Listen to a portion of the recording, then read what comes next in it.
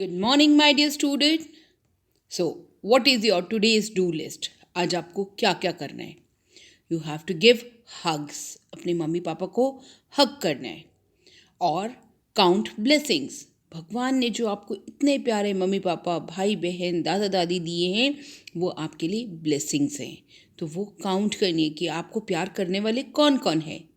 B kinder यानी kind बनना है, यानी आपको सबसे प्यार से रहना है. एंड स्माइल मोर, सबसे ज़्यादा स्माइल करना है. तो आज की आपका ये काम है.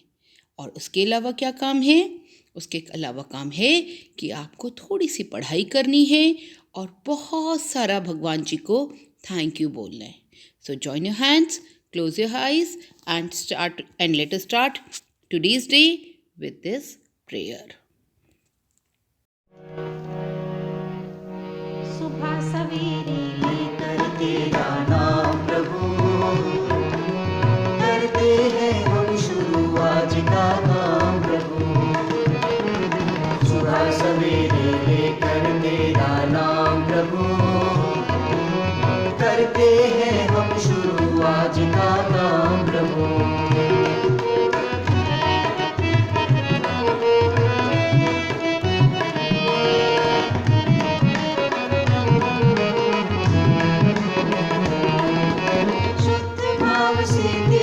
ध्यान लगाए हम, विद्या का वरदान तुम्हीं से पाए हम.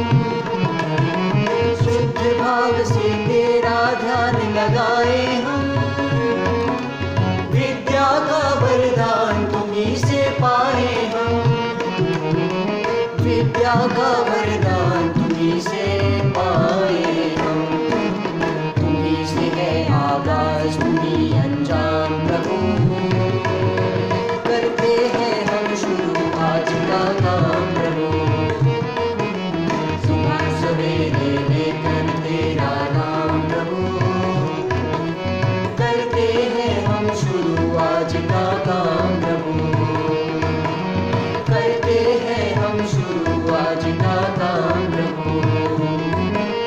करते हैं हम शुरू आज का काम प्रभु. Yes, my dear children, today we are going to learn about prepositions. It's a activity time. See children, the Mickey Mouse is kept on the table. देखिए बेटा, टेबल के ऊपर है मिक्की माउस. एंड देखिए, the reindeers are kept under the table. देखिए, table के नीचे हैं, under the table. See बेटा, the baby kangaroo is in her mother's pouch. In, pouch के अंदर है, in है. देखिए बेटा, this is a blue whale and the bear is hiding behind the whale. देखिए, whale के पीछे छुपा हुआ है bear. बेटा, एक प्रेपोजिशन होता है beside यानी साइड में. देखिए, the teddy bear is kept beside the blue whale, side में है. बेटा, the next preposition is between. See here the bear is kept between the blue whale and the dinosaur. बेटा, तब जब दो चीज़ों के बीच में कुछ एक होता है तो हम उसको बिटवीन कहते हैं. ठीक है. Our next preposition is among. See, there are so many toys kept over here. But लेकिन अगर मैं कहूँ the toy car is kept among the toys. बहुत सारे toys हैं, उनके बीच में एक toy car है, तो हम क्या कहेंगे? Among the toys. Yes, dear children, today we are going to learn something very interesting. That is preposition. See, it's given in your book as lesson number 16, preposition. Now children, what is a preposition? बेटा, अगर हम word को ही देखें, अगर हम इसको break करते हैं, सी प्री और पोजीशन, यानी एक ऐसे वर्ड्स जो नाउन की कि नाउन कहाँ है, या प्रोनाउन की पोजीशन बताते हैं कि प्रोनाउन कहाँ है। अभी आपने वीडियो में देखा क्या कि the Mickey mouse was kept on the table. क्या पोजीशन थी मिकी माउस की कि that it was on the table, table के ऊपर था। The reindeers were kept under the table. क्या पोजीशन थी रेनडियर की कि that they were kept under the table, table के नीचे थी। यानी prepositions are the words which tell the position of the noun, कि noun कहाँ है। और prepositions और एक काम करते हैं। preposition sentence में जो nouns होते हैं या pronouns होते हैं, ये noun का pronoun के साथ relation show करते हैं। For example,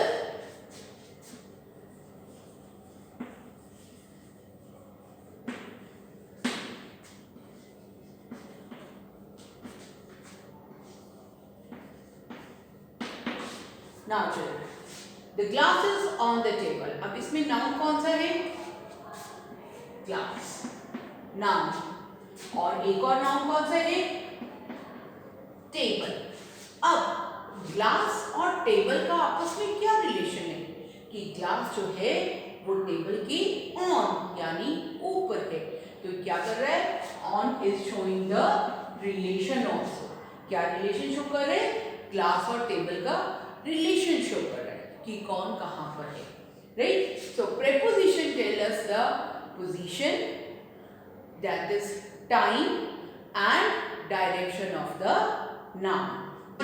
So preposition tell us the place, direction and time of the noun and pronoun। Look at the first sentence, there is a park in front of my house। अब बेटा इसमें noun कौन से हैं, park and house are the noun. क्या position है park की, या पार्क कहाँ पे प्लेस्ड है, in front of my house. तो रिलेशन शो कर रहा है पार्क और हाउस का प्रेपोजिशन इन फ्रंट ऑफ, कि वो पार्क कहाँ है, मेरे घर के सामने है, राइट। तो अब जैसे I am standing in front of the green board, मैं ग्रीन बोर्ड के सामने खड़ी हूँ, उसके आगे खड़ी हूँ ना। तो देखिए अब बेटा ये 3 वर्ड्स हैं, इन फ्रंट ऑफ, इन तीनों को मिलाकर एक प्रेपोजिशन बनता है, in front of, right. Now look at the second one, the pup is staring at me। जो पपी है वो मुझे stare यानी कि घूर रहा है, at यानी मेरी तरफ डायरेक्शन है उसकी, वो कहाँ देख रहा है, मेरी तरफ देख रहा है, staring at me। तो at is showing the direction, ठीक है। इसी तरह से to, I am going to the market। बेटा तो मैं किस तरफ जा रही हूँ, मार्केट की तरफ जा रही हूँ, ठीक है। तो that is to is also showing the direction. Now third sentence, he has been studying since morning. तो यहाँ पर ही जो प्रोनाउन है उसका रिलेशन मॉर्निंग के साथ क्या है कि वो सुबह से पढ़ रहा है। तो since tells us the time, तो this preposition since tells us the time. Since हमें बताता है कि ये काम कब शुरू हुआ था, कब शुरू हुआ था, मॉर्निंग में वो पढ़ रहा था, तो that is called since. Now बेटा there is a difference between for and since, ये दोनों ही प्रीपोजिशन होते हैं।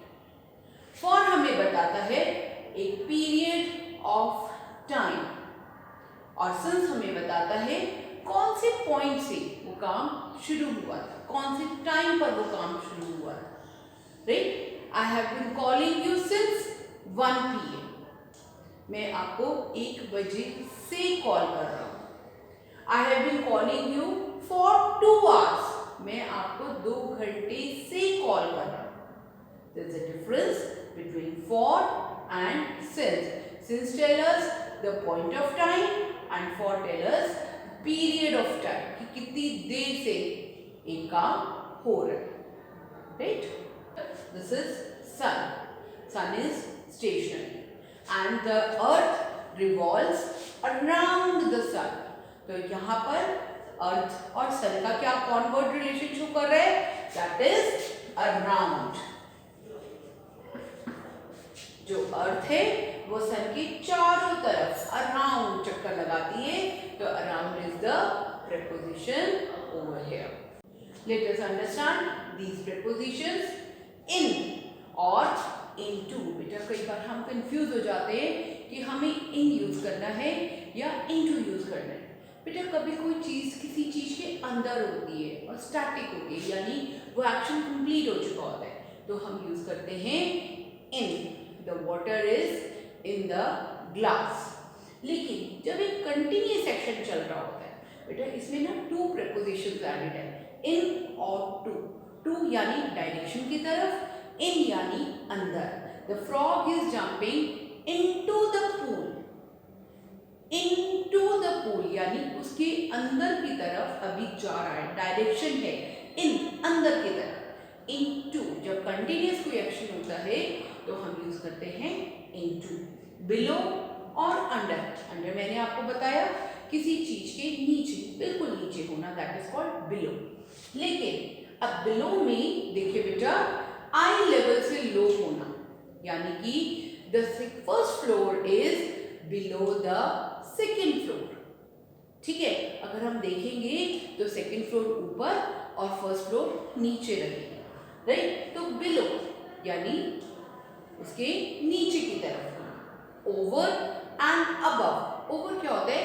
किसी चीज के ऊपर से जंप करना, ओवर, बिना टच करे, या जंप नहीं भी करना तो किसी के ऊपर से निकल कर जाना, right. Suppose this is the cat and this is the fence, यानी झाड़ियां हैं। The cat jumped over the fence. देखो, cat jumped over the fence, right. अब देखिए, we are standing and the roof is above. The roof is above our heads. हम यहाँ जा रहे हैं तो भी सर के ऊपर है, वहां जा रहे हैं तो भी सर के ऊपर है, तो द रूफ इज, छत जो है हमारे सर के ऊपर है, तो हम यूज करेंगे अबव। ठीक है, और ओवर कब यूज करेंगे? जब किसी एक के ऊपर से कोई चीज क्रॉस करती है, वर्टिकली अप होता है। The cat is jumping over the fence. To और फ्रॉम, बेटा टू और फ्रॉम दोनों डायरेक्शन के लिए यूज होते हैं और दोनों ऑपोजिट से। टू यानी किसी की तरफ जाना, I am going to the market, ठीक है। और इसका ऑपोजिट क्या होगा? I am coming from the market, मैं मार्केट से आ रही हूँ, right. So these are a few prepositions. Let us revise the chapter once again through the animation. Prepositions. Hey kids, can you see Rahul is sitting on a chair? There is some milk in the jug, and the cat is sitting under the table. So the highlighted words on, in, and under are prepositions. Words showing a relation between two nouns or pronouns, or between a noun and a pronoun, are called prepositions. Examples: the cat is sitting in the basket. The books are on the table. So the highlighted words in and on are prepositions. Let's have fun with prepositions. Stand beside your classmates. Dance with your partner. Hide behind the curtains. Shake hands with your partner. Yes, let us do worksheet number 1. You have to underline the prepositions in the following sentences. But before that, students, we have learnt a preposition tells us about place, time, position and direction. Preposition हमें place बताती है कि noun की place क्या है, time क्या है, position क्या है या direction क्या है. So, the first sentence, she dived into the swimming pool. बेटा यहाँ पर she pronoun है और दूसरा नाउन क्या है? Swimming pool. क्या रिलेशन है आपस में she और स्विमिंग पूल का? कि she dived into the swimming pool. तो into is the preposition. Look at other sentences. I made friends with Wahida. My father bought a Santa hat for me. The pup is staring at me. Tarun saw a beautiful white bird flying over the cornfields. Cornfields क्या होते हैं बेटा? मक्की के खेत. The tiger is hiding behind the bush. Harsh takes 3 teaspoons of sugar in his milk. He is always glued to the television.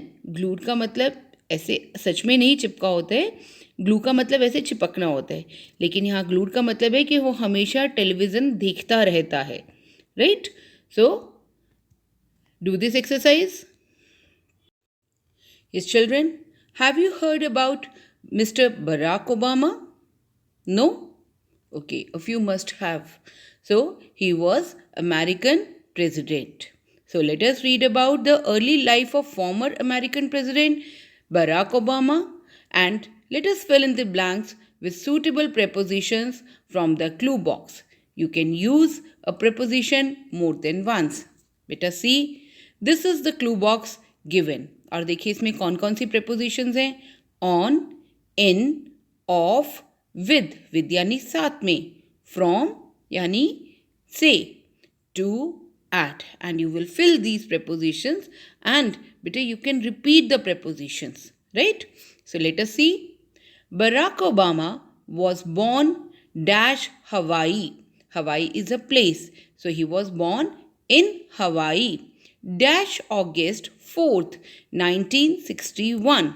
So August is a month, so but date particular date given है तो हम क्या कहेंगे. On August 4th 1961. तो बेटा आप ये exercise ऐसे करेंगे. Right? Now children, let us do worksheet number 3. Question number 1 is, Alex the alligator is looking for prepositions. Underline the preposition in the following sentences for Alex. The plates are on the table. Plates और table के बीच में क्या relation है बेटा? कि plates कहाँ हैं? Table के ऊपर हैं. ऑन, तो आप क्या अंडरलाइन करेंगे? On, and rest you will do by yourself. Now look for question number 2. Fill in the blanks with suitable prepositions. The guard is dash duty. The guard is on duty. I asked mom dash some help. I asked mom, क्या आएगा बेटा? For some help. कुछ मदद मांगी कि मम्मा मुझे मेरी मदद कर दीजिए. Rest you will try yourself, right? Stay home, kids, and stay safe. Happy learning. Bye.